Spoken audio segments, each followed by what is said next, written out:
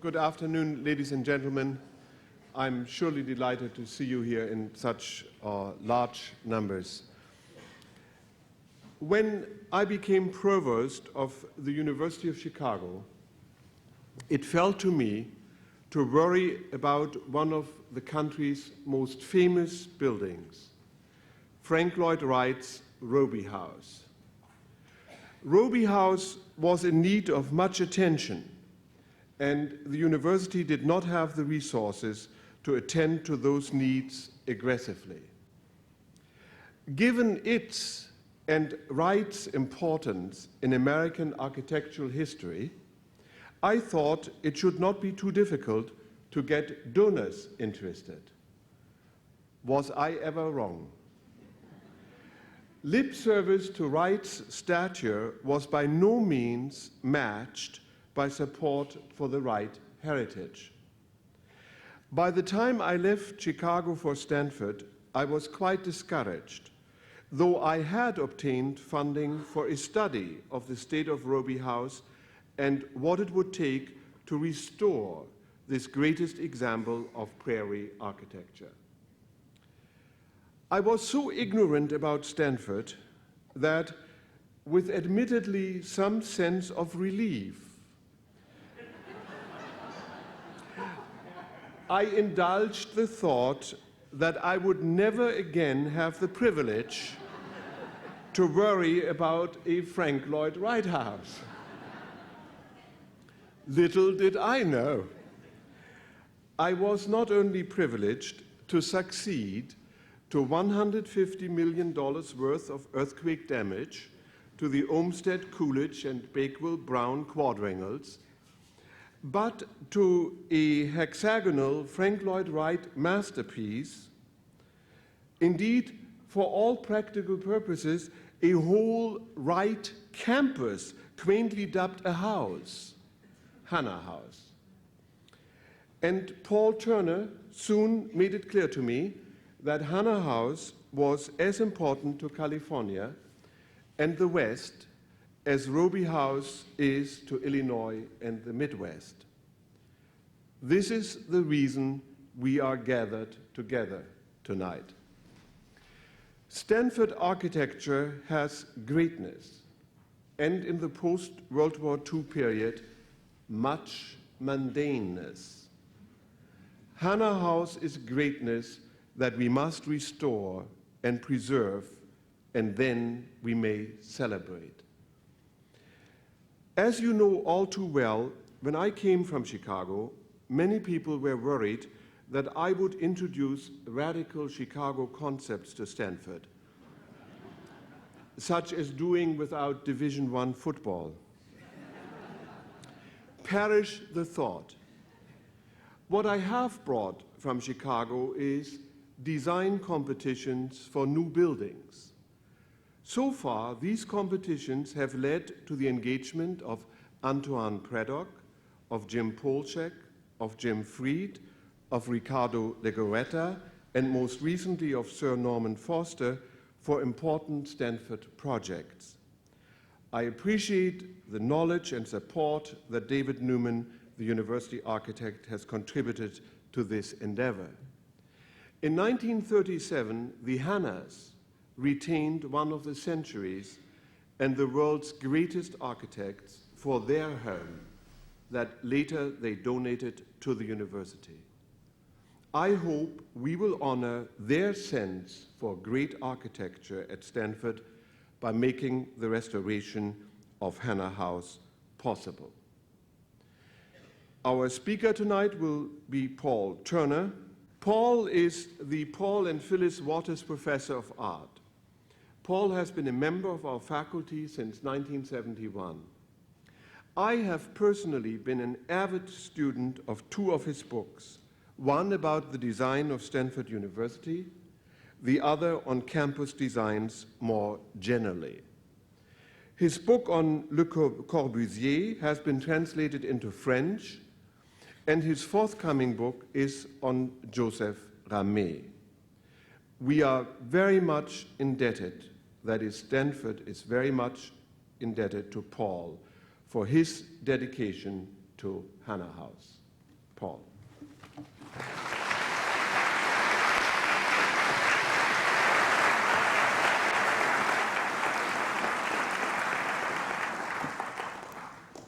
Thank you, Gerhard. On October 17th, 1989, the earthquake, now called the Loma Prieta, struck the San Francisco Bay Area, causing damage here at Stanford that the university is still repairing.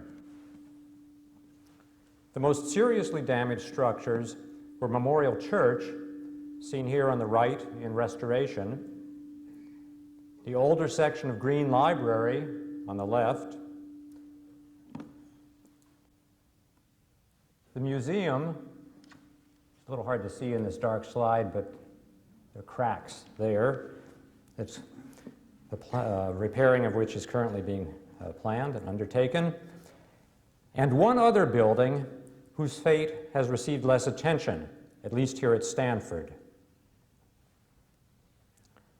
The Hana House on Frenchman's Road, shown here after the quake, and in better days, here the same view of the living room before the earthquake.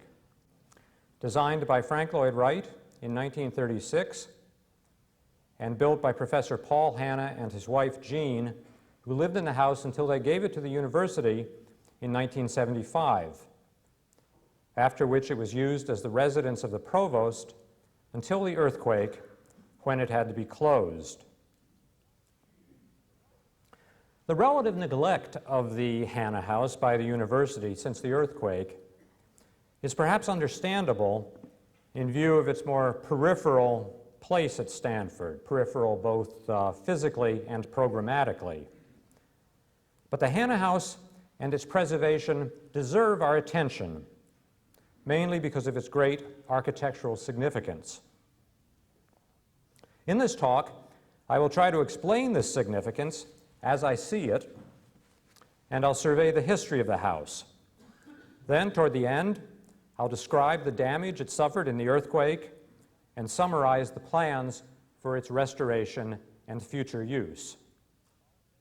Well, why is the Hana House important enough to warrant our efforts to save it and to justify the claims which are often made that it's one of the masterpieces of American architecture? To attempt to answer this, I have to start with Frank Lloyd Wright himself and his contributions to modern architecture. We see him here in his studio in Wisconsin with some of his apprentices and assistants at just the time the Hana House was being constructed. And I can actually point out a couple of the apprentices who worked on the project with Wright. John Howe here, and William Wesley Peters here, who was also Wright's son-in-law. Another apprentice who we know assisted in the Hana House design was Cornelia Brierly, though she doesn't happen to appear in this photograph. Well, Frank Lloyd Wright has become a kind of mythic figure, universally acknowledged as America's greatest architect, perhaps the greatest architect of the modern period anywhere in the world, and the creator of powerful works which themselves have become icons in the public mind, such as the Roby House, to which President Casper referred, in Chicago, built in 1909. Falling Water, the Kaufman House in western Pennsylvania, of about the same time as the Hana House, and the Guggenheim Museum in New York of the 1950s, just before Wright's death. But let me try to go beyond the myth and to define the importance of Wright's work, especially those aspects of it that are relevant to the Hana House. And this takes us back to the Prairie House, the type of building that Wright created starting about 1900 in the Chicago area and which had a transforming effect on much of American architecture. Here we see one of these prairie houses, the Willits House of 1902. Wright at this time was experimenting with lots of ideas having to do with new architectural forms, the natural use of building materials, the extension of architecture into the surrounding landscape, and other innovations which he collectively called organic architecture. But I want to focus on one central aspect of this revolution of Wright's, a new attitude towards space in architecture, which has been described as breaking open the box or destroying the box of conventional architecture.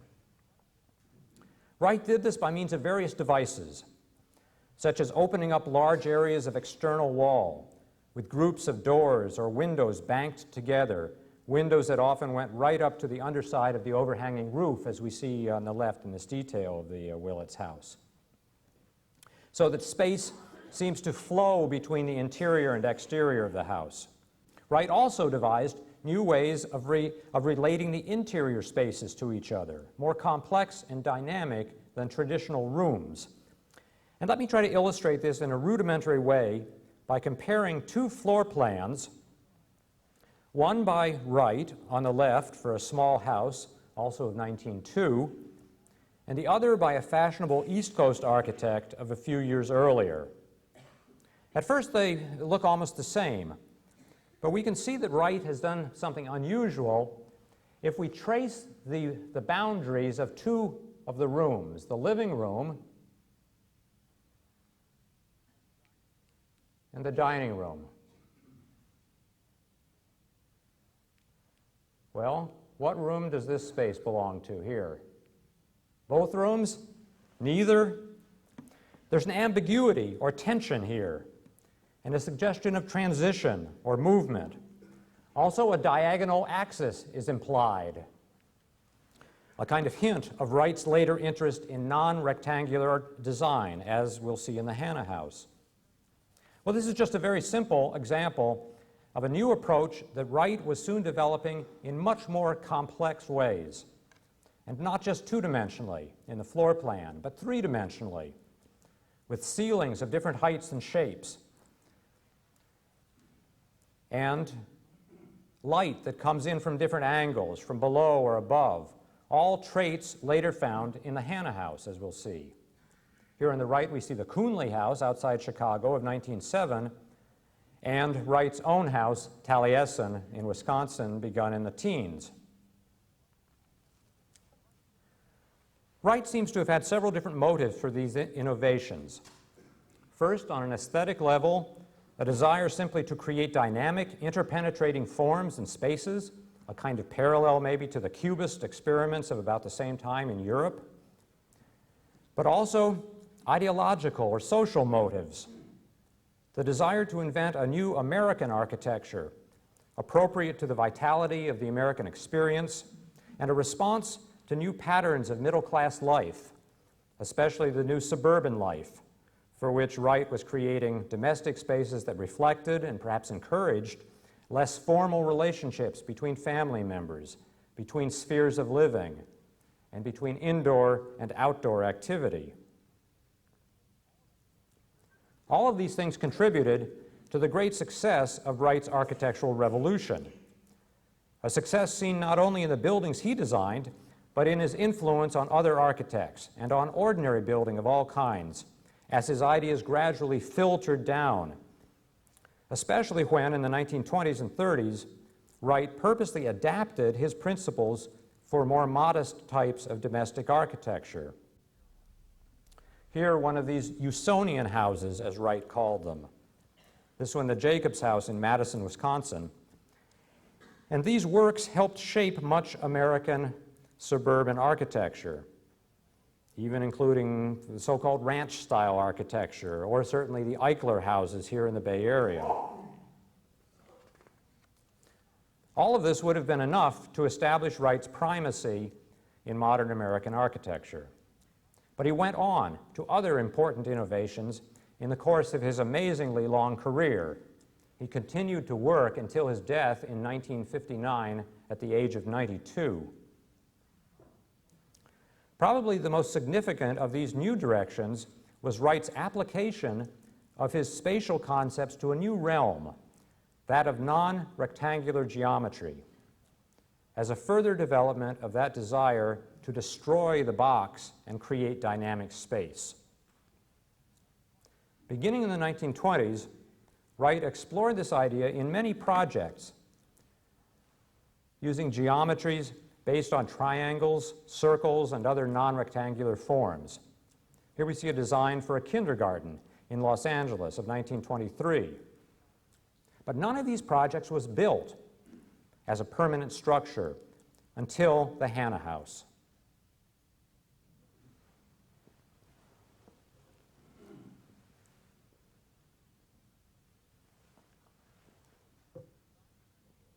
Designed in 1936 and built the following year, the Hana House was Wright's first constructed design with a totally non-rectangular plan, in this case based on the hexagon.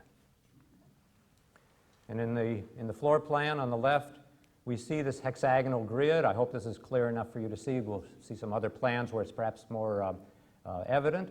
And all of the parts of the plan, the walls and other elements such as the fireplace in the center, are all controlled by this hexagonal geometry, as you can see. The Hana House thus inaugurated a new period of Wright's career, of buildings using unconventional geometries and taking his spatial principles to their logical extremes, a period which produced many of Wright's most famous and striking works, such as Taliesin West in Arizona, the buildings at Florida Southern College, the Price Tower in Oklahoma, and the Guggenheim Museum.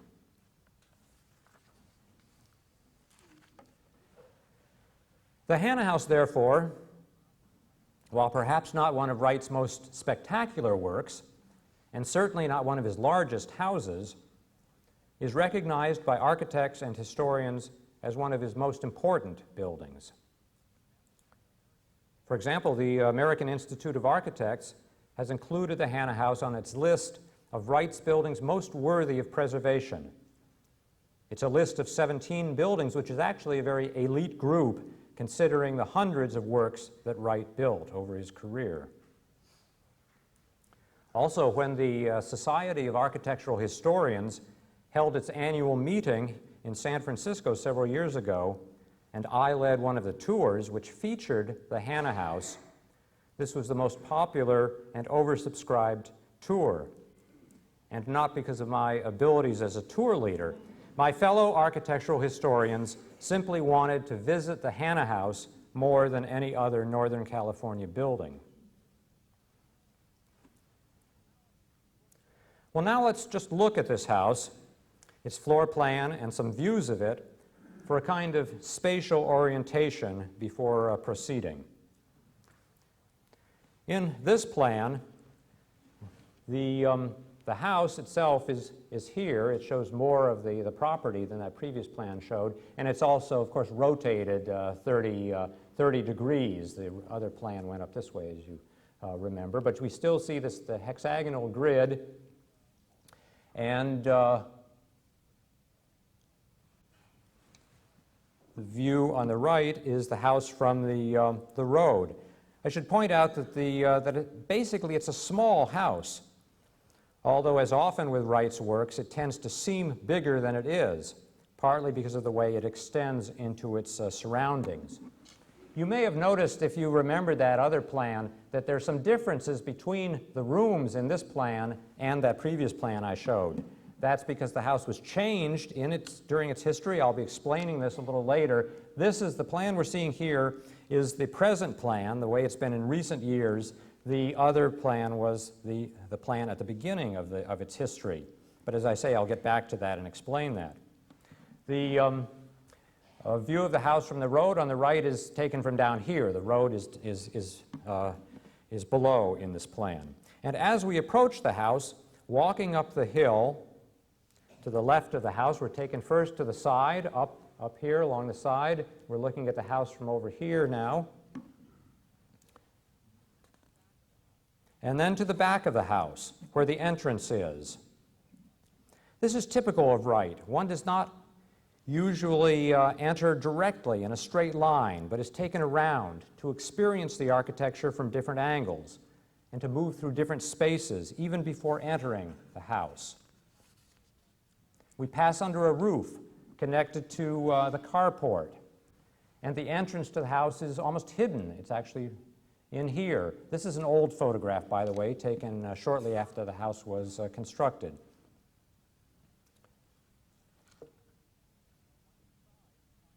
Once inside, we find ourselves in a space that's quite small but very high and lit mainly by windows at the top. And I should point out that the entrance to the house is here, and this is this foyer or entrance area that we're seeing on the right to relate it to the plan.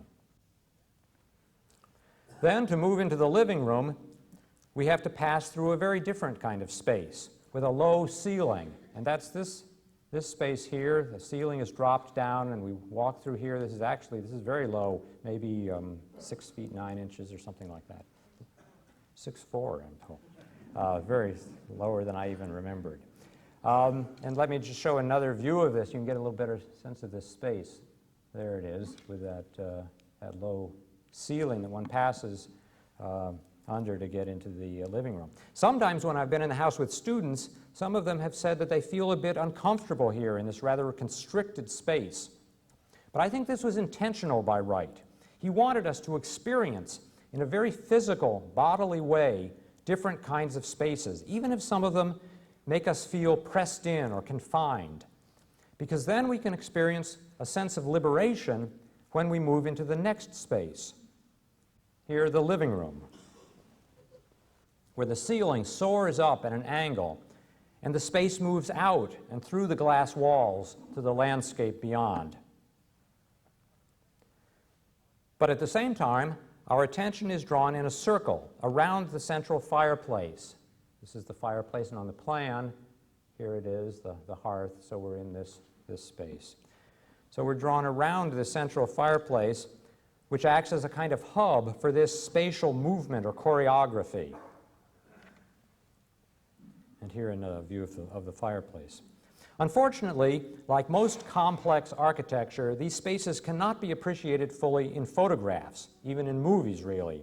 They have to be experienced in person. But we can try with these slides. And I think you can perhaps sense how the hexagonal geometry of the floor plan, with no right-angled corners anywhere in the house, contributes to this spatial fluidity and movement. Then we continue around toward the dining room, and here the architecture changes again. This is another early photograph we're seeing. The floor rises a couple of steps right there, and that's here. Here are those steps. It's actually more, it's 3 or 4 steps in the plan. And the space gets rather dark, as you can see. Wright constantly manipulates the level and quality of light in his buildings, just as he manipulates the spaces themselves. Then the dining room itself, where things open out again. I must admit here that personally I've never cared much for the fact that carpeting covered most of the floor for many years. I personally prefer seeing the hexagonal grid of the concrete slab itself, or at least much of this grid. And maybe if I can go back, we see in this very early photograph, before there was carpeting in the house, that one sees this hexagonal grid that's in the concrete slab of the floor. In any case, continuing this circular movement through the house, the bedroom and the study are beyond here in the plan, and we'll see, and we'll see them later.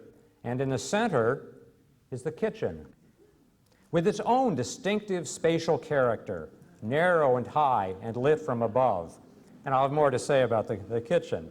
You're having a typical response to this kitchen, which I'll talk about later. While we're still on this tour of the house, I should point out that the design, as with most of Wright's works, is not just the building itself, but the whole environment. For example, the hexagonal geometry, in this case, extends out from the house, controlling such elements as retaining walls, subsidiary structures, and landscape forms. And the house is intimately tied into its natural surroundings by its relationship to the topography, its views, and its accommodation even of specific features of the site, such as the old oaks and other trees, which Wright carefully designed the house around. Here a view of, on the left, a view of the bedroom end of the house. And there's actually a notch that Wright created in this roof for that oak tree to fit into. Well, how was it that such an important and unprecedented work of Frank Lloyd Wright was constructed here at Stanford? This brings us to the Hannas. Paul and Jean Hana, who were among Wright's most perceptive and sympathetic clients. Here we see them with their children at the house just as it was completed in late 1937. And I thank the Hana family for providing me with this photograph. They came to Stanford in 1935 when Paul Hana was hired as an associate professor in the School of Education in the field of childhood education. And they immediately asked Wright to design a house for them here.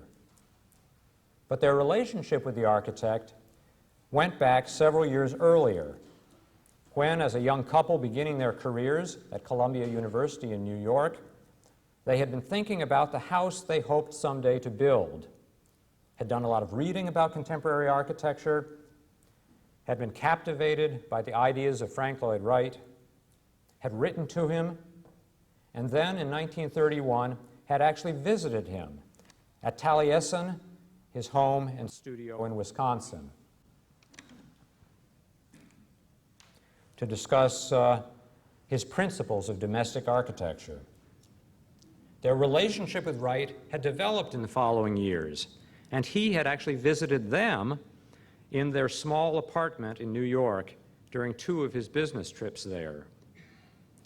So Wright knew the Hannas well when they finally asked him to design a house for them at Stanford.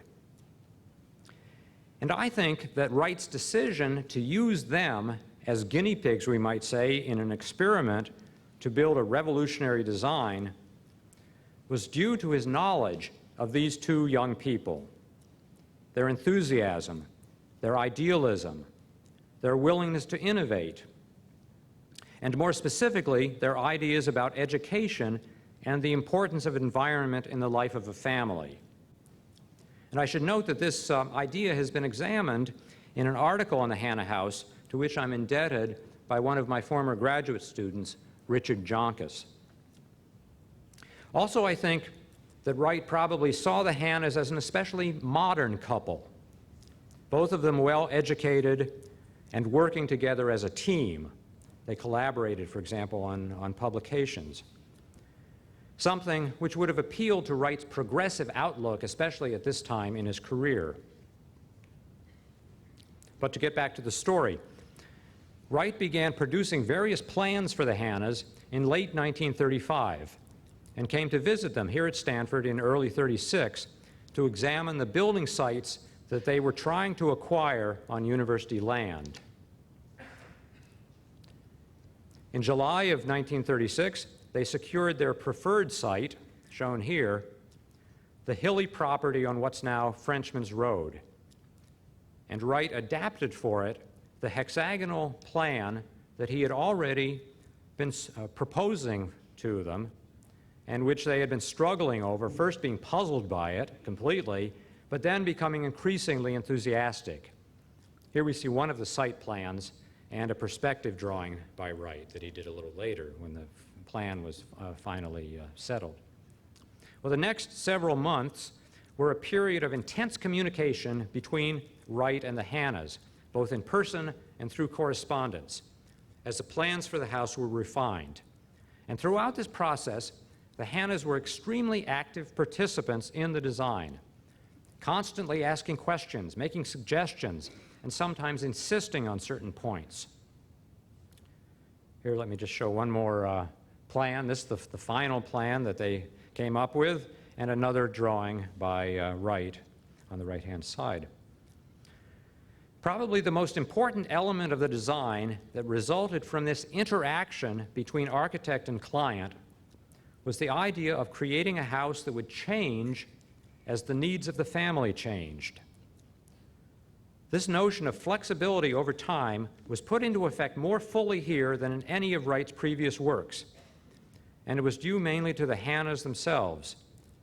They later recalled, quote, "We asked for a house that would be comfortably livable for a family of 5, father, mother, and 3 children, but also a house that could be altered to suit us when the children flew off to their own nests. To our wonder and delight, Mr. Wright was able to achieve this."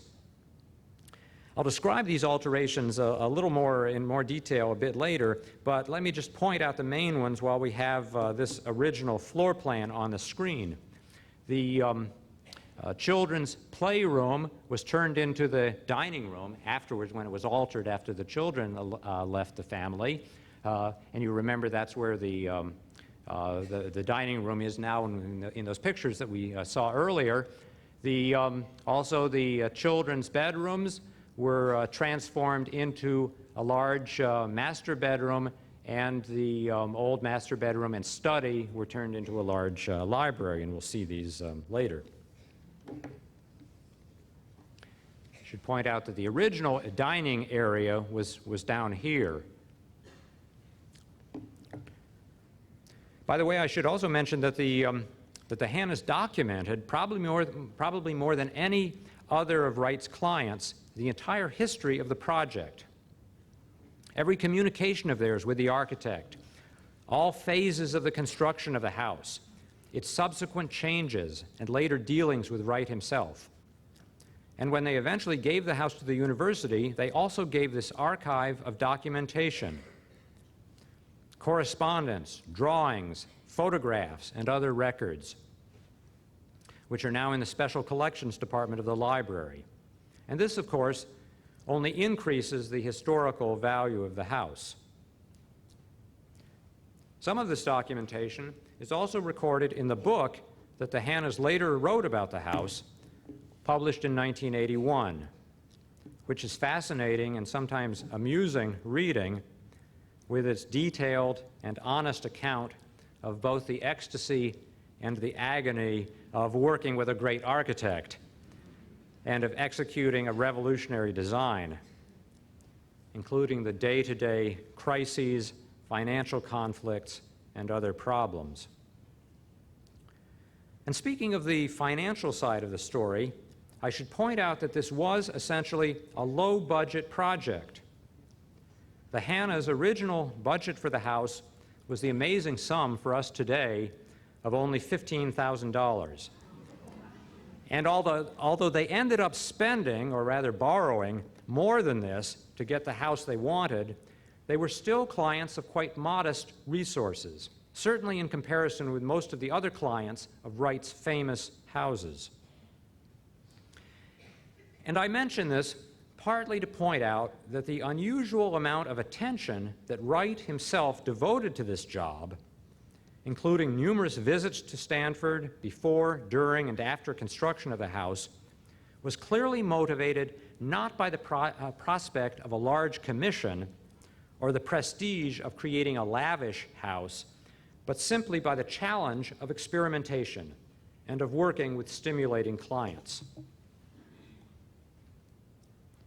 Well, construction of the house took nearly the entire year of 1937. Here are some of the photographs that the Hannas took themselves and are now in the archives here at Stanford. The construction involved so many unconventional procedures that no contractor could be found to take on the job. So the Hannas themselves assumed part of this role, hiring the various craftsmen and supervising the work with the assistance of a local builder who became interested in the job, a man named Harold Turner, no relation of mine. And the Hannas even pitched in with the work themselves, the physical work, which naturally just increased Wright's admiration for these adventurous young clients. The most unusual aspect of the construction was, of course, the hexagonal module on which everything was built. The puzzled workmen were told to put away their carpenter's squares and were given specially constructed 120-degree angle irons with which to lay out the grid pattern of the concrete floor slab. On this hexagonal grid, the walls were then erected, rather like folding Japanese screens, which in turn supported the outer parts of the roof, supported inside by the central brick chimney mass. Here we see this screen-like effect in the finished house in one of the walls of glass. Also unconventional was the design of the solid wooden walls of the house, composed of a thin sandwich of 3 boards. Here we see a cross-section drawing, maybe a little hard to see through this typical wall. Redwood on both sides, the whole thing only 2 3/4 inches thick, and exactly the same inside and outside the house. One of the local newspaper stories that announced this talk last week said that reported that the Hana House is unusual because its walls are very thick.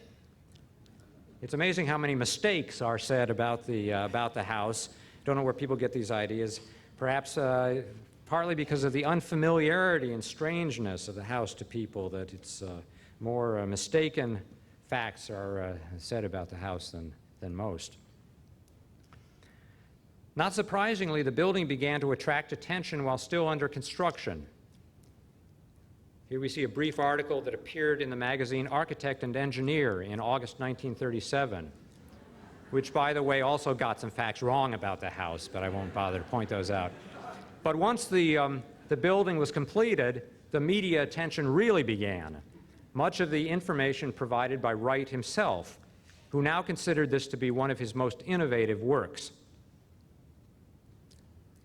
In January of 1938, the magazine Architectural Forum devoted several pages to the house, including commentary by Wright. He called it a new venture into space concepts, and he wrote, "I am convinced that a cross-section of honeycomb has more fertility and flexibility where human movement is concerned than the square." He liked this honeycomb analogy, and later often referred to the building as Honeycomb House.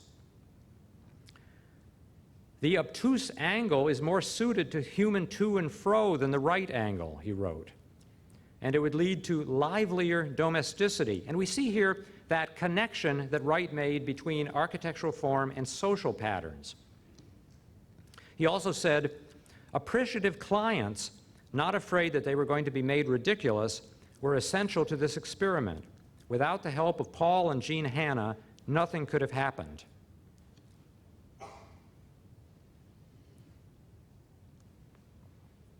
In July of 1938, a more substantial article in the House appeared in Architectural Record. In a supplementary issue devoted to Wright, on the cover of which was a photograph showing the architect sitting at the fireplace of the newly completed house. And here we see just a blown-up detail of that. And I think this must have been the visit that Wright made in April of 1938, when in fact he brought a large group of his apprentices to see the house. He was obviously extremely proud of it. Additional commentary by Wright is printed in this article in Architectural Record, but much of the text was written by the Hannas themselves, and they're quoted. For example, they wrote, and I'll show some images from this article as I'm quoting them. They said, "We are learning to live by new patterns. The most noticeable change is the lessening of tension, the increased sense of repose. Traffic flows naturally from one part of the house to another. On the terraces, we eat 2 and often 3 meals daily. The living room," they wrote, "is a part of everything else. It seems to flow on in rhythmic beauty. They described how the children's spaces worked. For example, how the playroom and its outside terrace become one huge play area when the dividing wall of glass is rolled back, as we see in the upper part of this slide here. And Jean Hanna described the unusual kitchen, or laboratory, as Wright had named it on the original plans, on the original floor plans. This was apparently the first time that Wright used this term laboratory for a kitchen, and I think it must reflect his notion of this house as a kind of social experiment and of the Hannas as social scientists. Jean Hanna wrote in this article, "Swinging doors admit us to the laboratory, precisely in the center of the house. Here I am not isolated from the family. I can look through fins into the dining room, through other fins into the playroom, and on through the glass walls to the hills. I'll match the view from my laboratory with anyone's." And she noted that the extra high ceiling keeps the laboratory cool and odorless. And here we see a later section drawing cut through this part of the house, showing the system that Wright devised for ventilating this interior space. I myself recall that when the Hannas would show the house to visitors, the most common doubts people expressed were about this kitchen, but Jean always defended it vigorously. Well, I want to mention one other early article that discussed the house, because it was written by an architectural historian and critic, Talbot Hamlin, who could be expected perhaps to be more objective about a building than the architect or the clients. And in fact, Hamlin did make some criticisms of the Hana House, which are worth noting, I think. He wrote, "The question is, what has been gained by a plan of 60 and 120-degree angles?" He discussed this and said, "The result is complicated instead of simple and clear." And he continued, "The matter of furniture is even more serious. There are chairs which look awkward and uncomfortable." And Wright had, in fact, designed several different types of chairs for the house, designed especially for the Hana House based on hexagons. We see one of these types of chairs that he produced, these at the dining table, that original dining table that was in between the living room and what's now the dining room. And in fact, the Hannas later replaced some of these chairs, which were attractive, I think, but had the unfortunate tendency to tip over.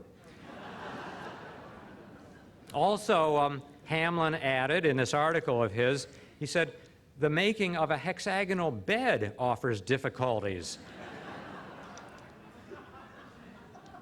And the Hannas later altered these beds also. But then Hamlin wrote, "Yet the house is beautiful and poetic. There is a character of variety, of change, of invitation around corners that is endlessly fascinating. And above all, there is an extraordinary rhythm. The whole house sings. One merely wonders," he concluded, "whether it has been gained at too great a sacrifice." Now, one could challenge the criticisms made by Hamlin, but his observations help explain, I think, why the Hana House, despite its tremendous appeal, its beauty, and the great publicity it achieved, has not had much practical influence on architecture in general. After all, there aren't many other houses using the hexagonal module. The design, perhaps, is such an extreme expression of Wright's principles, especially the destruction of the box and of a dynamic flowing space, that it may be unsuited as a prototype for building, as many of Wright's other designs were suited. What makes the Hana House great may also limit it as an architectural model. In this sense, it might be seen as more of a work of art than as a completely practical design. But the Hannas themselves probably would not have agreed with this view of mine. To them, the house was perfect in all ways, and their love of it only increased with time. 25 years after the house was built, an entire issue of the magazine House Beautiful was devoted to it, with articles on various aspects of the building, including an article on the Hannas themselves.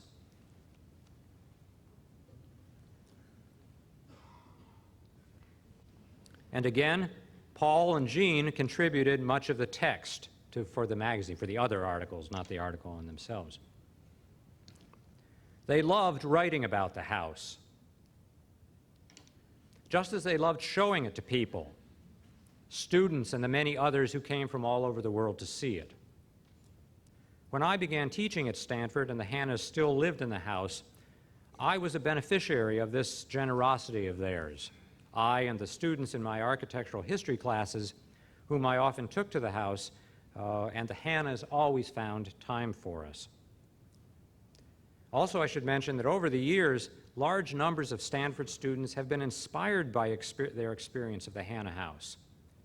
Some inspired to study architecture, others to enrich their work and lives in various ways through the experience. And it really amazes me how many former Stanford students tell me that the house strongly affected them in these ways. By the way, if any of you have had similar reactions or experiences to the Hana House, I'd be grateful to hear from you. Well, by the time of the House Beautiful issue in 1963, the building had undergone the main changes that had been planned from the beginning, and these were described in the magazine. The transformation of the children's playroom, seen again on the left here, into a large dining room, seen on the right.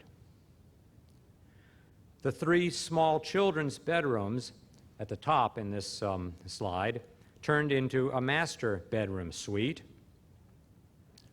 And the old master bedroom and study turned into a large study or library, seen on the bottom in that slide on the right.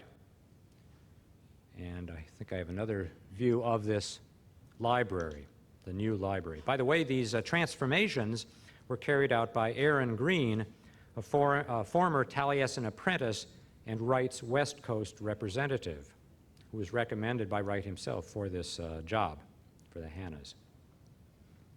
Also, another transformation or addition to the house that had happened actually a little earlier by Wright himself was construction of the separate structure originally intended as a guest house, and which Wright redesigned around 1950 to include guest quarters and also a studio for crafts activities, which the Hannas called the Hobby House. And other miscellaneous additions made over the years, such as the waterfall fountain or cascade here flowing down toward the house, and here we see it from the other direction, this cascade in the garden, which besides being attractive, the Hannas put to an ingenious use. Quote, "We are awakened at 6:30 every morning by the sound of this waterfall, which an electric clock has activated." And they added, "This cascade was Mr. Wright's answer to our wistful expressions of admiration for falling water." By this time, the Hannas were already thinking about what would happen to their house after they were gone. And they discussed this briefly in the House Beautiful issue. They mentioned that the president of Stanford, Ray Lyman Wilbur at that time, had jokingly threatened to turn the house into the faculty club. But they were hoping that the building could be used, quote, "as a teaching facility and research center for the arts, dedicated to education in the arts and architecture, and also as a memorial to Frank Lloyd Wright and his principles." Here we just see 2 more views, Wright's drawing and a view of the house. Later, however, when the Hannas discussed their plans with the university authorities, they were told that the house should remain a residence.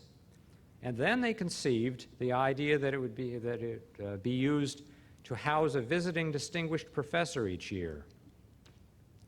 In the late 1960s, the Hannas began the legal transference of the house to the university, and in 1975 they moved out. In their typical careful planning, they wanted to do all of this while they were still in charge and could see the plan through, though it surely must have been painful for them to leave the house they loved so dearly. I later visited them several times in their new apartment in the Pierce Mitchell housing complex down the street, but I could never bring myself to ask them how they felt about the move, and they always were cheerful as usual when I saw them. The Hannas were upset, however, when the university decided to use the house as the provost's residence instead of carrying out their visiting professor idea, and they were rather vocal about it.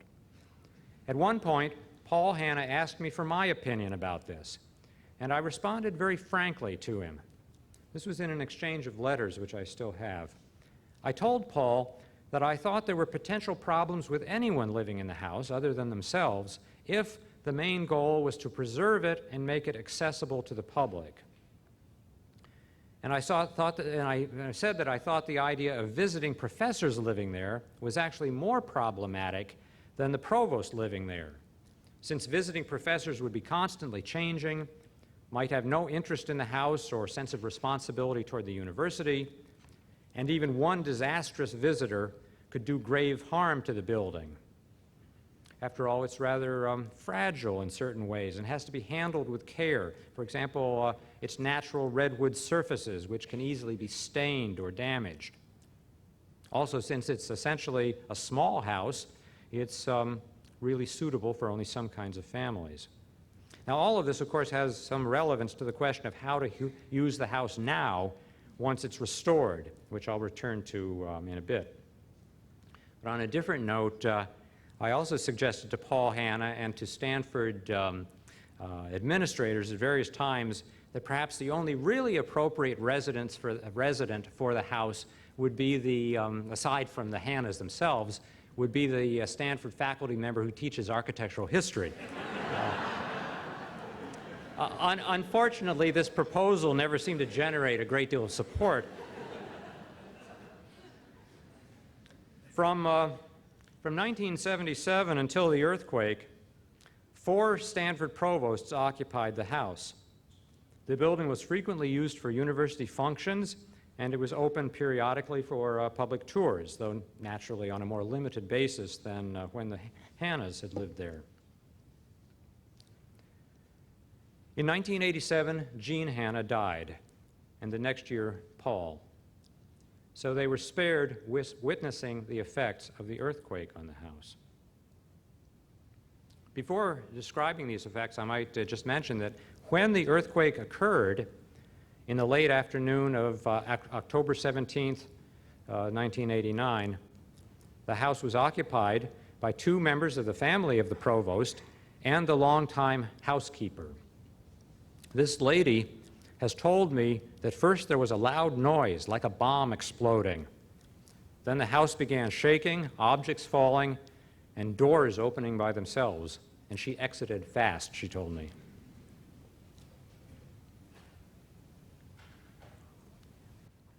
Well, what damage did the house suffer?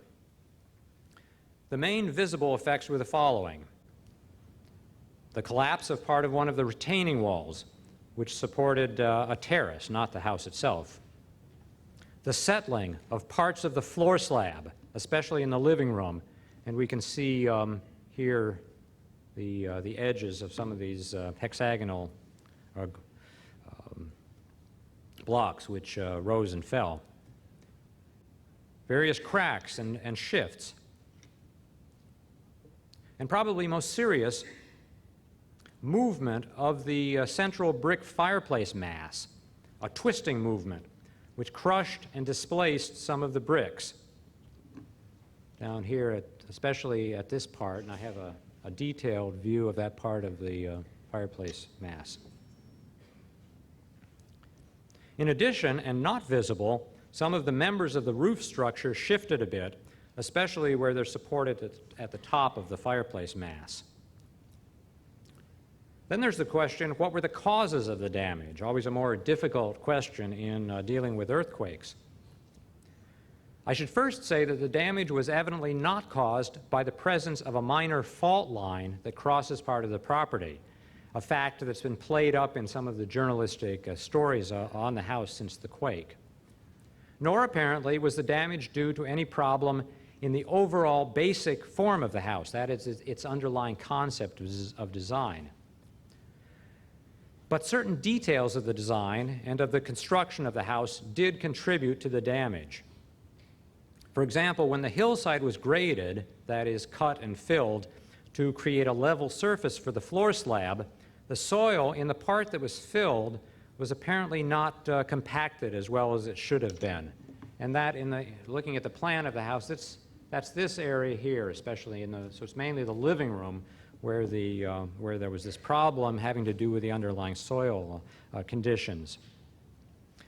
Also, the brick fireplace was built of unreinforced masonry, that is, with no steel reinforcing or reinforced concrete. And there was insufficient connection between the roof structure and the fireplace mass. These were pretty standard building practices, construction practices, when the house was built in the 1930s, though now we know better. So, what needs to be done to correct the damage to the house? This has been the subject of careful analysis since the earthquake by both experts within the university and consultants brought in from outside. And the story of this process, which I can only summarize briefly here, demonstrates that seismic engineering and building repair are not as straightforward as one may assume, especially when dealing with unusual or historic structures. Here, let me just show some more views of the house to look at while I'm talking about this.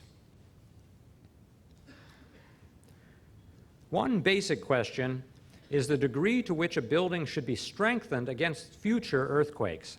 We might imagine that a building should be made to withstand any conceivable earthquake with no damage.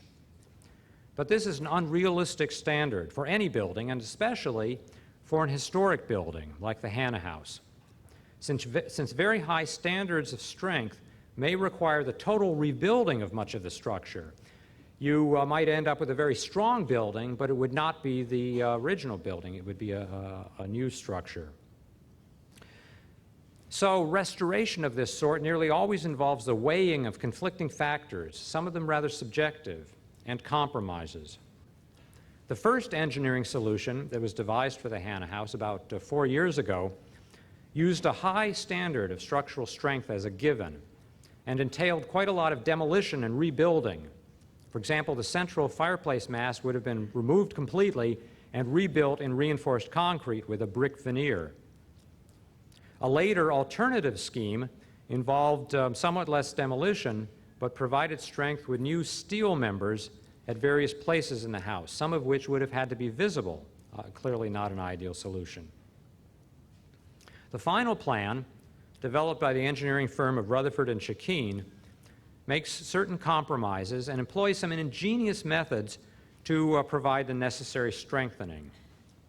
For example, the central fireplace mass will be preserved, but vertical cores will be drilled in it, then filled with concrete and steel reinforcing and connected with the roof structure above.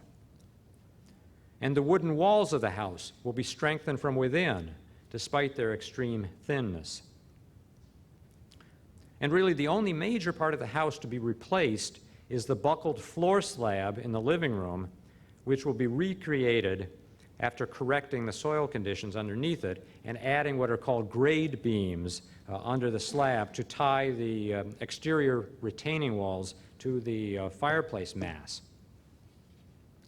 The basic principle of this plan is to preserve intact as much of the original fabric of the building as possible by finding ways to get behind it or under it to strengthen the structure. FEMA, the Federal Emergency Management Agency, which has been contributing to the repair of the earthquake-damaged buildings at Stanford, has endorsed this plan for the Hana House and has made an initial verbal commitment to provide $600,000 toward its repair. The total cost of the project to restore the house and ensure its future preservation and maintenance is estimated to be about $2 million. Nearly half of this has already been obtained or committed, mainly the FEMA grant and an endowment from the Nissan Corporation. So a fundraising campaign for about $1 million has recently begun.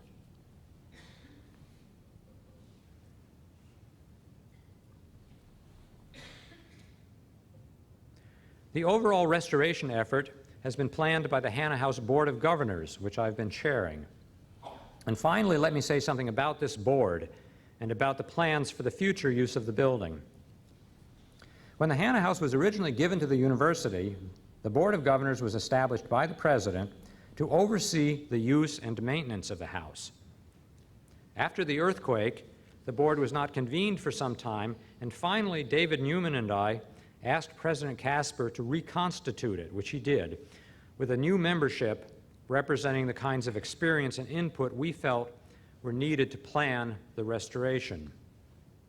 Besides the university architect, David Newman, and architectural historian, myself, the board includes representatives of the Stanford Historical Society, the University Archives, the Hana House docents, the volunteers who led the guided tours of the house for many years until it was closed, the University Facilities Office, Development Office, and Committee on Land and Building Development. In addition, we've brought in numerous experts from outside, structural engineers, architectural preservationists, and others. And we've called on a member of the Hana family, who has attended nearly all of our meetings. Besides the structural repair of the house, the main issue we've had to deal with is its future use. And this has involved lots of discussion, consultation with experts, and study of the ways that other historic houses are used, especially those owned by universities. Although some details of the future use have not yet been decided, the basic principles have been determined and approved by President Casper. These are that the house should not be used as a permanent residence, that it should be made as accessible as possible to students and the public, and used for educational purposes, classes and seminars, as well as guided tours of the house, and for various kinds of other university functions, as long as these activities do not endanger the preservation of the building.